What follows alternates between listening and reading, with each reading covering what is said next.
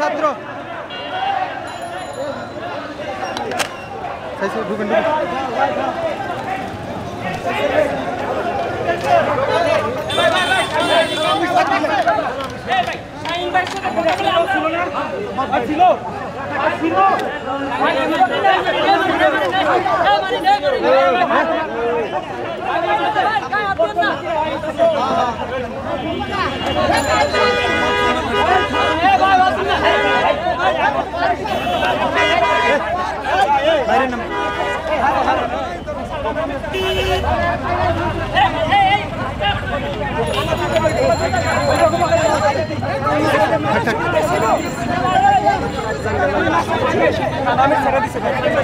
আজকে বাইতুল মুকাররম জাতীয় মসজিদে নামাজ পড়তে এসেছেন খুনি হাসিনার দালাল এবিএম রুহুল আমিন গোপালগঞ্জ থেকে সন্ত্রাসী নিয়ে বাইতুল মুকাররমে হামলা করে মুসল্লিদেরকে আহত করেছে, বাইতুল মুকাররমের পবিত্র নষ্টতা করেছে। বন্ধুরা আমার, আমরা তীব্র নিন্দা জানাই এবং প্রশাসনের কাছে সর্বোচ্চ শাস্তি দাবি করে এবং আগামী দিনে তৌহিদি মুসলিম জনতাকে ঐক্যবদ্ধ করে যেই কোনো ধরনের ষড়যন্ত্র মোকাবিলা করতে আপনারা রাজি?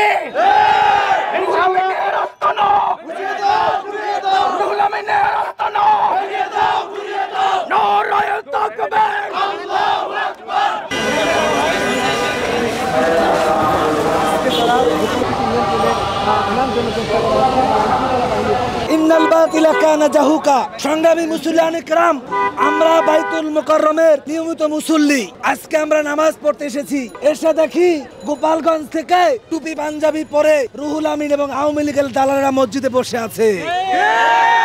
আমরা বললাম, যেই খতিব হাসিনাকে মা বলেছে, যেই খতিব আওয়ামী লীগের দালালি করেছে, সেই খতিবের পিছে আমরা নামাজ পড়বো না। এইটা বলার পরে এই সাধারণ মুসল্লিদের উপর তারা হামলা করলো, তারা রক্ত ঝরালো। আমি বলতে চাই, এটা কি আল আকসা? এটা কি ইসরায়েল? কেন মুসলমান ভাইয়ের রক্ত ঝরলো? এই রুহুল আমিন সহ আওয়ামী লীগের পান্ডাদের যদি বিচার না হয়, বাংলাদেশের তৌহিদি জনতা প্রয়োজনে আরেকটা যুদ্ধ করবে। আজকে বাইতুল মুকাররমের চত্বর থেকে বলতে চাই, এই রুহুল আমিন বাইতুল মুকাররম থেকে অবঞ্চিত। ভাইরা আমার, আজকে অবাক হয়ে গেলাম, সাধারণ মুসল্লি আমরা যারা 5 ওয়াক্ত নামাজ এখানে পড়ি, আমাদেরকে ঢুকতে দিল না, আমাদেরকে মারধর করলো, অনেক ভাইকে মারলো, রক্তাক্ত করলো। প্রশাসন কি করে? প্রশাসনের ভাইরা, আপনারা আমাদের ভাই, যদি এই রুহুল আমিন সহ গোপালগঞ্জের পান্ডাদেরকে 24 ঘন্টার মধ্যে গ্রেফতার না করেন, বাইতুল মুকাররমের মুসল্লিরা আরেকবার থেকে উঠবে ইনশাআল্লাহ। সবাইকে সংগ্রামী শুভেচ্ছা। অবশেষে বলতে চাই, রুহুল আমিন পালাইছে। কি করছে? হাসিনাও পালাইছে, আর পুত্রও পালাইছে। ভণ্ডদের আস্তানা বাইতুল মুকাররমে হবে না। নারায়ে তাকবীর। হাসিনার দালালেরা, হাসিনার দালালেরা, ভণ্ডদের দালালেরা সবাইকে